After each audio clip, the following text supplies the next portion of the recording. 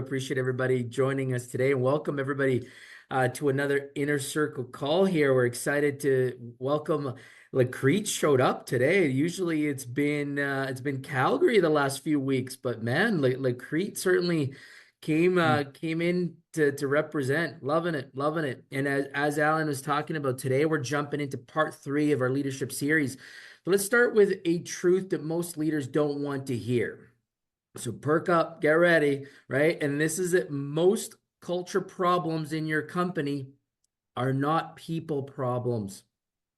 All right, let me say that again. Most culture problems in your organizations and teams are not people problems. They are clarity problems. When leaders say things like, I feel like my culture's off, and man, my team or people, they're just not aligned. My teams aren't collaborating. You know what they're really saying? They're saying people don't know what actually matters most right now. That's the hard truth, is that your people that you're leading, your business folks, don't know what actually matters today.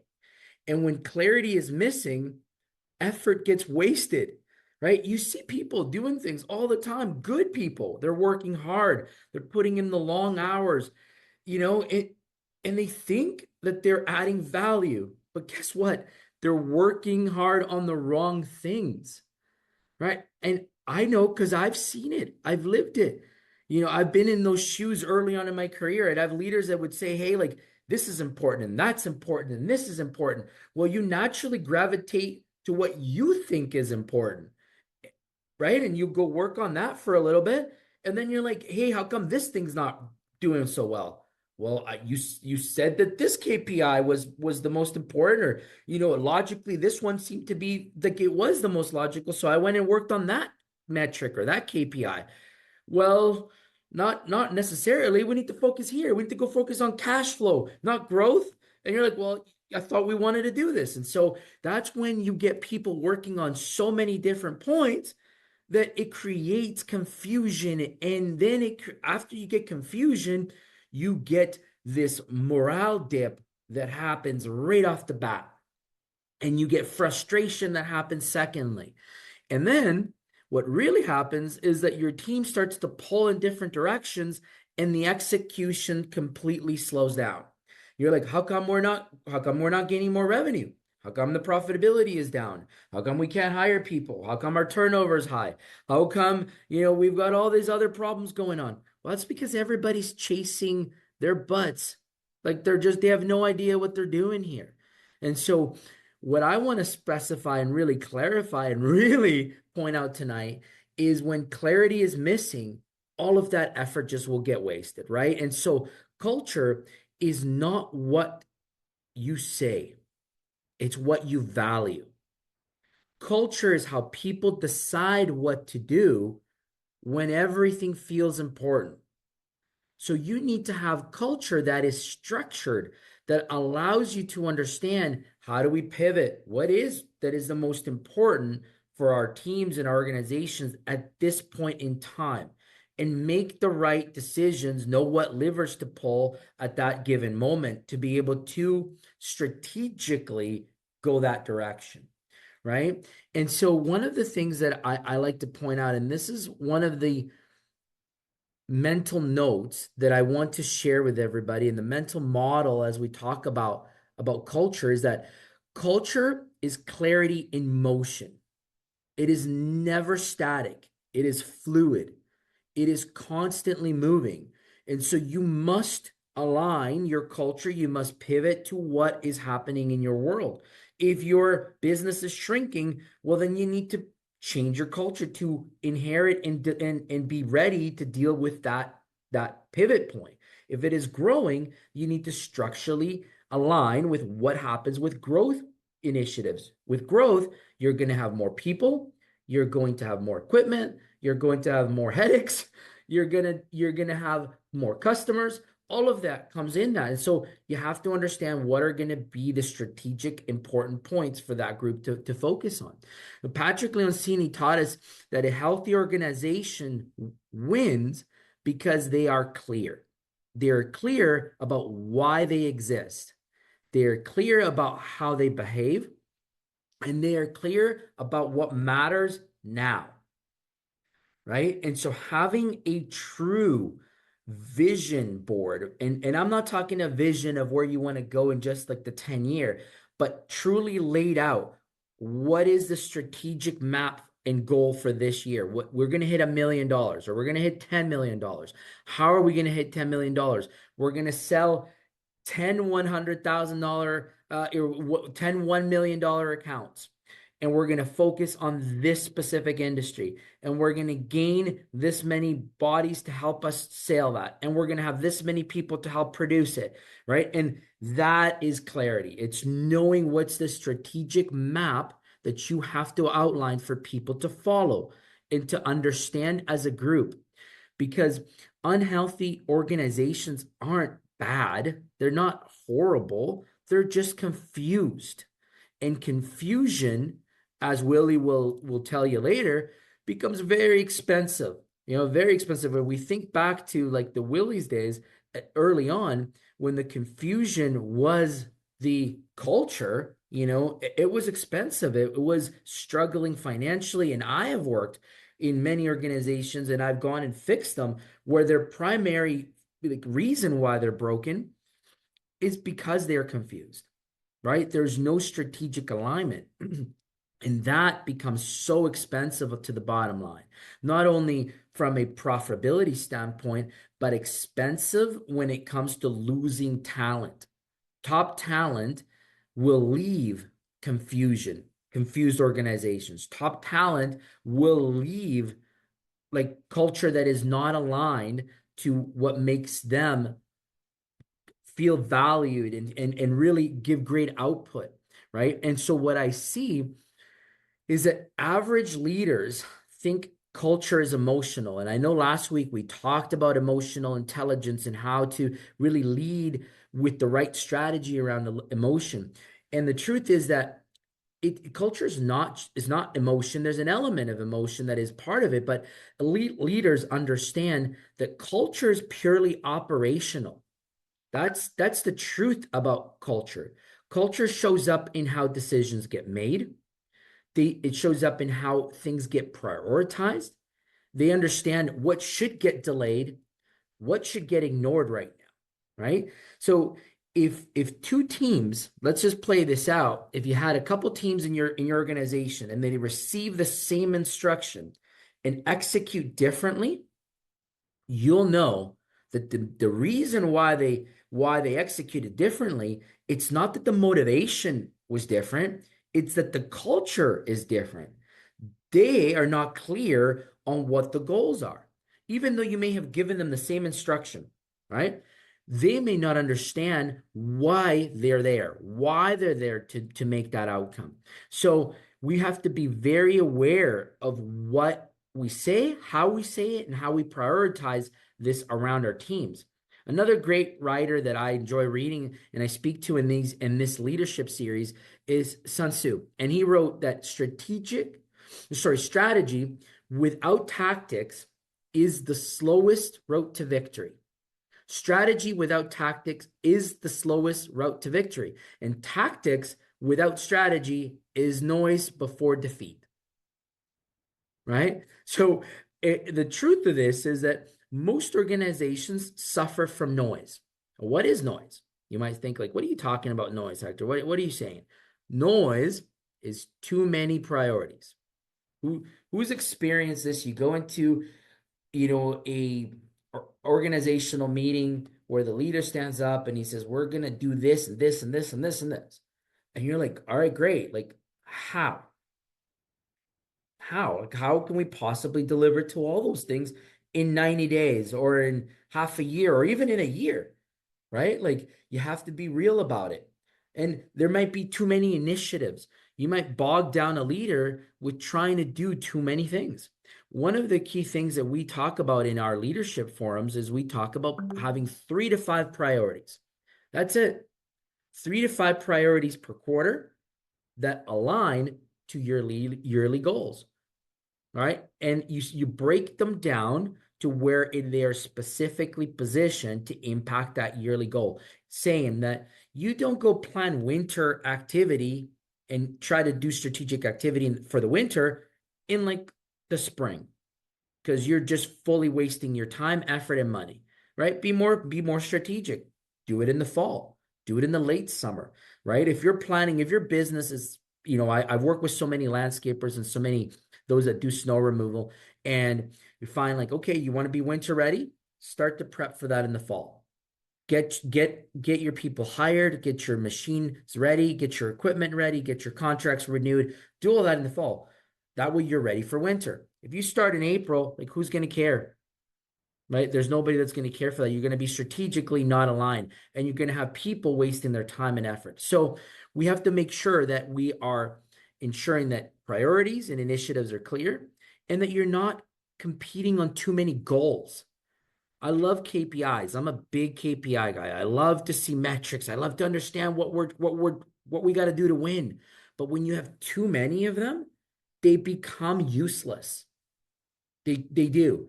And I know like people always say measure, measure this, measure that. And I'm a big guy that loves to measure like as much as we can, as much as adds value. But don't try to overdo it. It just creates confusion because that to me it becomes noise. It's a lot of that. And that is where it gets really frustrating. So let's ground this into reality just to give you a perspective of what I'm talking about. At Willie's during the early turnarounds, we had so many good people that were working hard. They were all meaning to do things, but but results just weren't moving in the right direction. And it wasn't because they just weren't working hard. It was because everything was important, you know, and customer service was trying to do the best that they could. We had cost control measurements that we thought were doing well. We had Willie selling and trying to grow the company. We had operations trying to, deliver on time and doing everything that they could. All valid, all necessary, but without clear sequencing. And that is what made the teams struggle and make their own judgment calls about what mattered the most. And that is when friction shows up, because then you have intercompany battles. You have sales battling with ops, you have admin battling with ops and sales, you have fleet and maintenance or whomever, upset about other activity, and that creates so much disruption, an unwanted waste of time, complete waste of time in the organization. Because then you get politicking, you get people talking behind people's backs, and that is culture. That affects your culture as a whole. So all of this is something that we have to be able to understand. How do you work on it? How do you see it? Now, you give specific priorities, right? You say to dispatch, hey, listen, I need you to work on this. Speed, on-time deliveries, that's on you. Finance, you need to go work on cash flow, collect AR. That's your priority. Sales, you need to go sell the right accounts. Don't be selling us accounts that are, as an example, we were talking to somebody just a few hours ago, said, hey, if you're going to go grow your sales, go grow it in a density style, right? You're working in a certain city. Don't go all over the map and having your team zigzag and inefficient. Cluster it, like create density so that you don't have wasted time, right? Be aligned with your sales and ops initiatives so that people again have the right mindset. They understand why. You're not having a sales team saying, well, I'm going to go sell and grow Edmonton when your main operation is in Grand Prairie. Like, can you imagine the travel distance going back and forth and the waste of time? Like, why would you do that? To just give everybody like a map or a visual, right? So get alignment on operational efficiencies. Again, this is what we believe helped us in turning things around. When we started to get clear on the priorities per department, it turned, it became now strategic. People understood why they needed to be there, why their department existed, and what their departmental goals were. Because before then, when all the priorities were unclear, people will naturally default to self-preservation. They will naturally default to what they think is best for them and what makes them valuable. They're like, well, you told me to go sell, so I sold. I sold in Edmonton, right? Like you told me to go sell. You told me to get a contract. I got a contract. Well, that contract doesn't line up with our operating zone. It doesn't line up with what we're trying to do, right? And so that is something that we really want to make sure that people are clear with what their out with their bigger goals are, because when they optimize, when they truly optimize, that is what aligns them. That's what protects them. And that's what ultimately moves the business forward. And one key thing that I keep talking about in this whole month, and I know those that have worked with me through February will hear this, that I keep saying alignment is not agreement. And I keep saying this over and over again because I want people to understand that like alignment is not agreement. It is shared understanding of priorities. When we talk about in organizations, we all need to be aligned. I don't want anybody to think that we all have to agree and be in consensus. No, no, no, no. That's not it. Agreement is one thing. Alignment is shared understanding of our priorities. We all understand our priorities. You don't have to agree with me. You don't have to agree with me, right? We all work in places where we don't agree with what the strategy is, or we don't agree with, with what the ask is, but we know our roles and we say, "Oh, I get it, I don't agree, but let's go do it. If it's the right thing for the business, right? If it's if it's the right thing that's going to move us forward for the greater good, let's do it." And that's something that, a lot of organizations miss the boat on because they think alignment is agreement.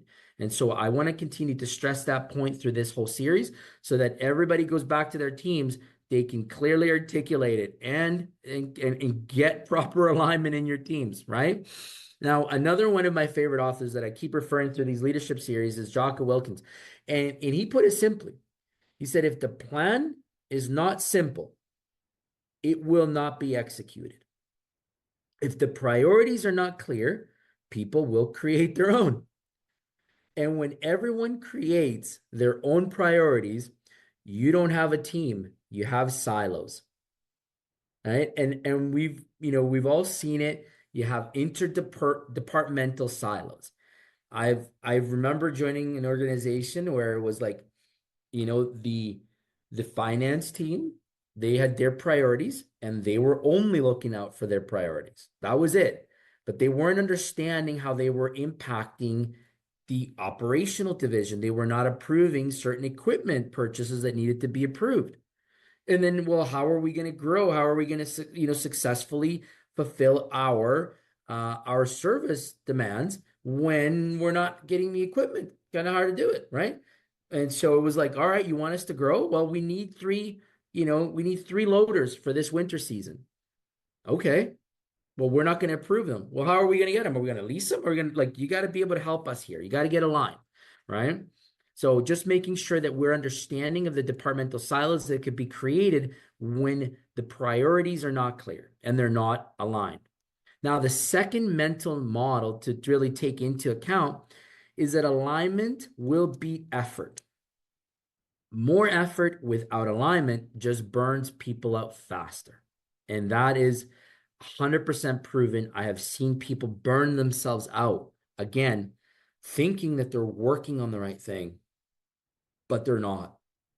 And so elite leaders don't ask, are people working hard, right? When I'm trying to identify what is the pulse, what is the hunger of the leader, what is the hunger of the organization, I'm not asking, are they working hard? Because I'm going to expect they're working hard, but are they working on the right thing at the right time? Now, there are tons of times when an operational folks are firefighting, and they're firefighting because of growth or because of situations that come up through operations, and that's expected. That is part of the role in operations. But you have to put it into account. Are they working on the right things? Are they putting processes and systems in place to ensure that although you're putting out the fire out today, that you won't have to repeat that fire over and over and over and over again, right? So working on the right thing for me is working on structure. That's critical. working on alignment, getting people aligned.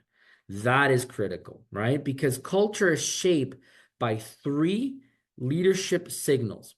And I'm going to read them out to you now. And so I want to make sure you write these down. These are the three leadership signals that everyone should be aware of when working on culture. And what leaders talk about the most? What are they talking about? What are the conversations about? Are they talking about people? Are they talking about customers? Are they talking about KPIs? What are they talking about? Because what they're talking about leads to, what do leaders measure? What are they measuring? Because what they measure is what they believe is important. So they're talking about it and they're measuring it. Those are two critical things. And the third one is, what do they tolerate? What do they tolerate in their businesses, right? So what are they focused on? What are they reviewing and tracking every single day? And what do they tolerate? What do they allow as your bar to be set for your teams and your organizations? That's your three leadership signals. If you're really talking about culture and you want to impact it, those are three things you should be working on.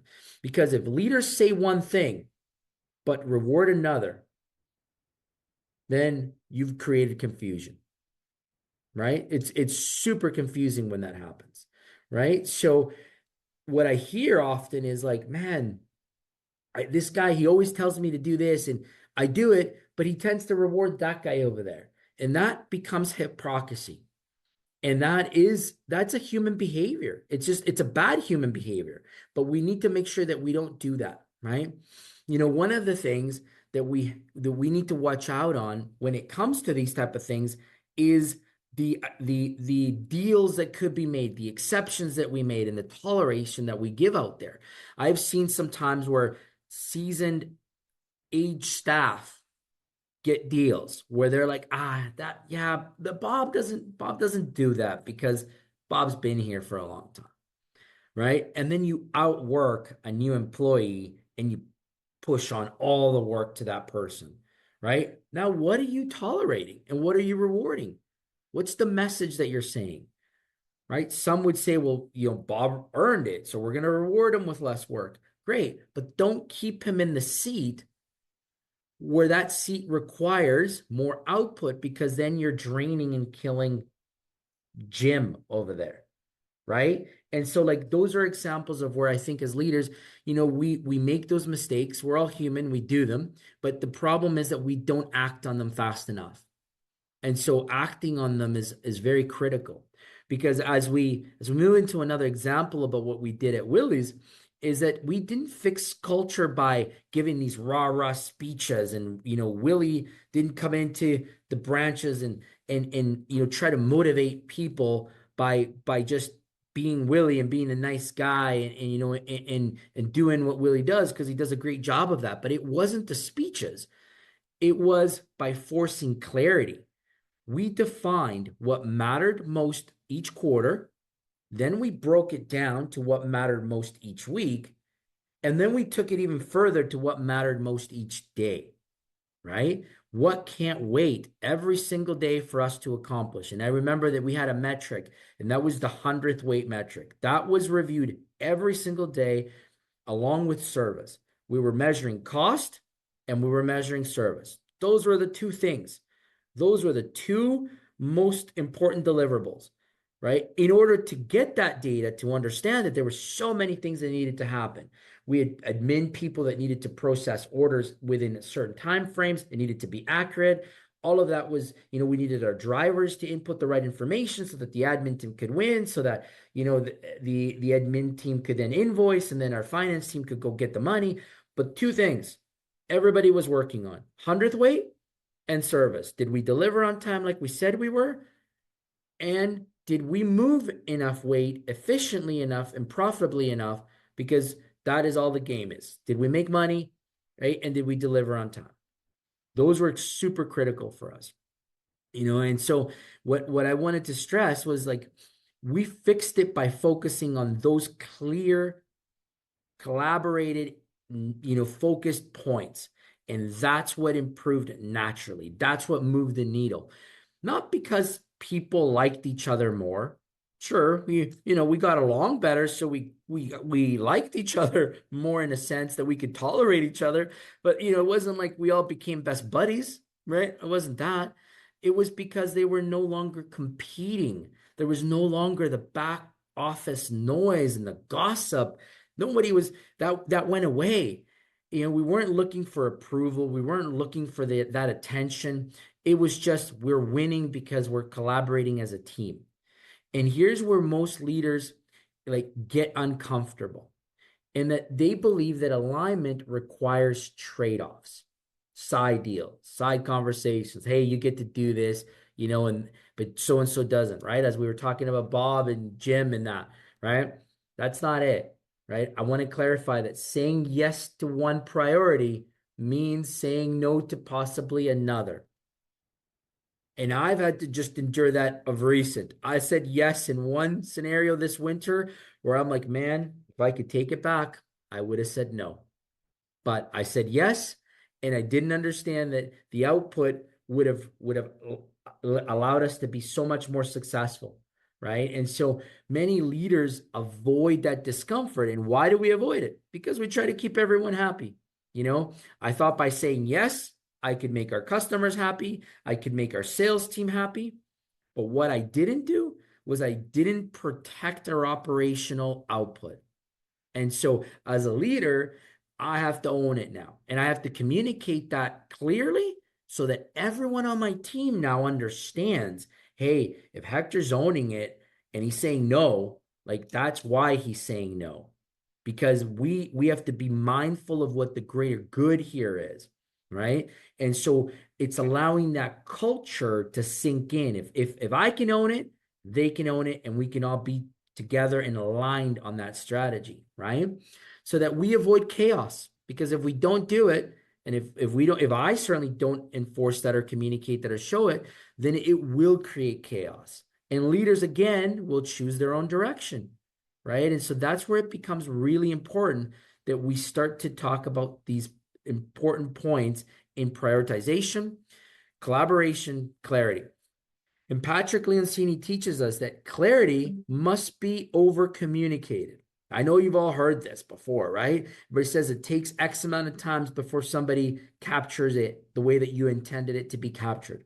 So that means you don't say it once, you don't say it twice, you say it repeatedly and in multiple forms because now it's not just verbal. So now you have to write an email, you have to phone a person, you have to text a person, you might have to tweet it or exit or whatever it is called now, but you got to do it in so many different channels so that it actually sticks and that it's understood because clarity will fade under pressure. I want to say this again. Clarity will fade under pressure.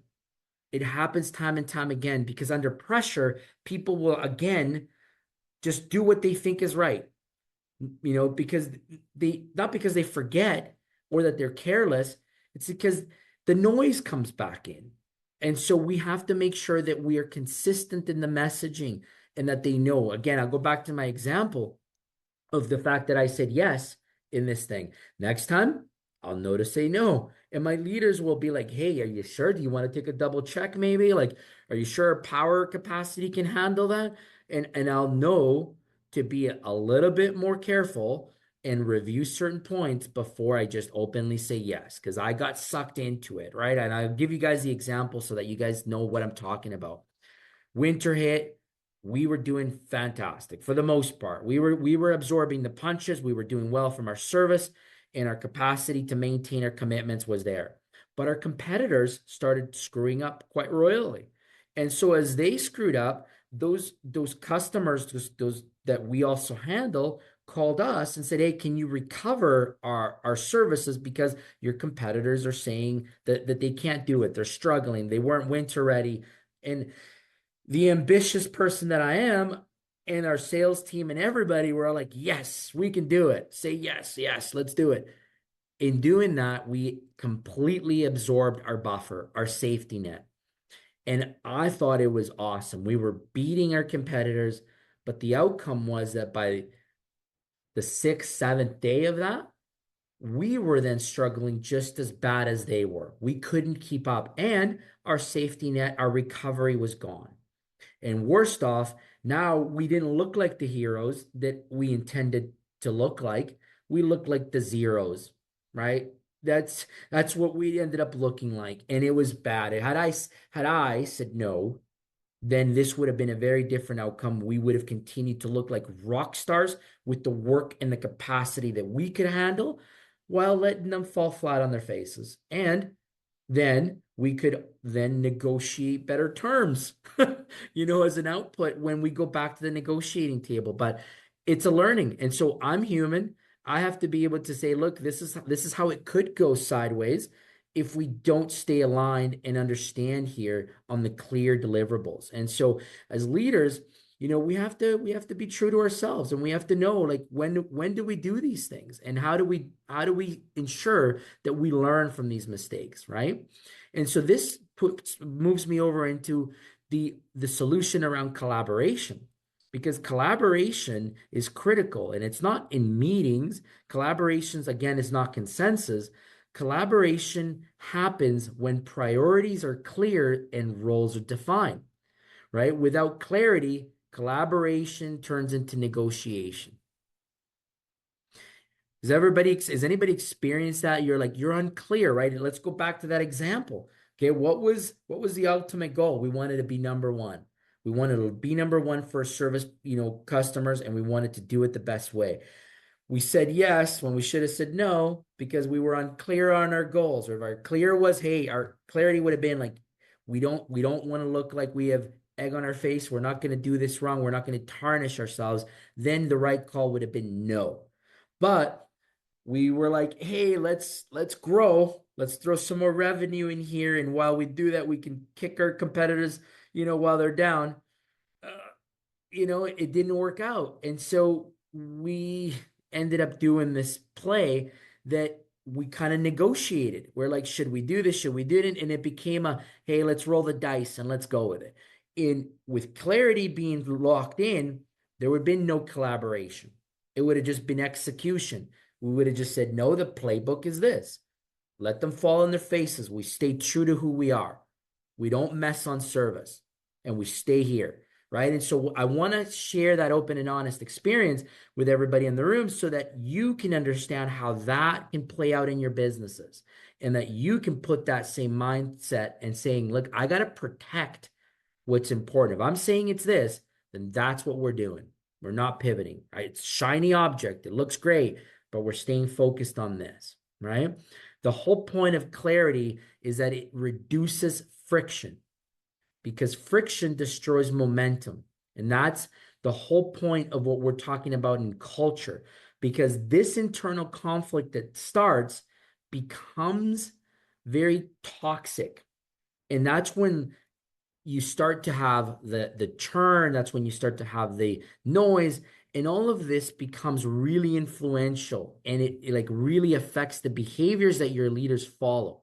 So let's make this practical again, and so that everybody can be clear on what are your top priorities. So what are your 3 top priorities that your leaders are working on right now?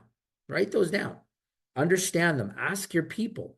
Just to go around the room and ask all your leaders, your managers, your supervisors, and be like, hey, Tom, Bob, Billy, what are you working on right now? What are your priorities for this week? Maybe start there every Monday. Talk to your teams. Be like, ask them a simple question. What are priorities for you this week? And hear them out. Provide an opportunity to get alignment, not consensus, alignment. And what can wait until later? Ask them that. Like, yeah, maybe that's not the right call for this week. Maybe that's one for 2, 3 weeks from now, right? And then find out what am I asking people to do? Ask yourself that question. What are you asking them to do that directly conflicts with priorities? Are you sending mixed messages? Are you asking them to grow your business when you know you have operational downfalls right now? Should you not go work on your structure first before you grow? So make sure that you check your messaging so that you're not adding more conflict and more confusion in your teams, right? And what decisions should my team be able to make without asking me? Again, It's another check-in point because if people need permission for everything, clarity is missing. If they're constantly asking you, right, what do we need to have permission to do this, to do that, then you haven't set up the boundaries to allow them to grow internally. And again, you're creating dependency. So if you're serious about resetting leadership for this week, I want you to focus on defining one primary focus, one thing that your organization or your team needs to focus on for this month, this week, or so this week, this month, or this quarter. Two supporting priorities that align with that primary focus, right? Everything else is background noise. That's it. Simplify it. Two supporting to one. Then communicate it until you're tired of hearing it. You want to ask how many, like, ask people if they heard it. Tell them to explain it back to you. And every single day, check in to make sure that everybody understands it. Because that's when you know that clarity is finally landing in the right spot in your teams, right? So as we close today, I want to make sure that culture is not something that you build once. It is something you reinforce daily. It is a consistent messaging that you do every single day by how and what you communicate. And alignment doesn't come from charisma. Like I was saying, right? Like Willie didn't come in and give us the great speeches and be the nice guy and do that. That wasn't it. It came from hard decisions, trade-offs, and doing it repetitiveness, repetition, doing it in and day out. Because if you truly want a strong culture in your teams, stop trying to motivate people and start giving them clarity. So this week's challenge, for those of you that are new here, we always like to end with a challenge. And this week, if you're serious and you want to make sure clarity is what matters most, eliminate one conflicting priority. Find one conflicting priority and eliminate it. Communicate direction more than one time. That means don't just say it once. Don't put it on an email. Put it on an email, put it on a video, put it on a phone call, right? Like have it reviewed through all of your meetings and your teams, but over communicate and make sure that that direction is clear because execution becomes easier and improves as your culture follows. So that's the topic today, Alan. I'm going to pass it back to you, and we'll go around the room for some Yeah, Q&A and some takeaways.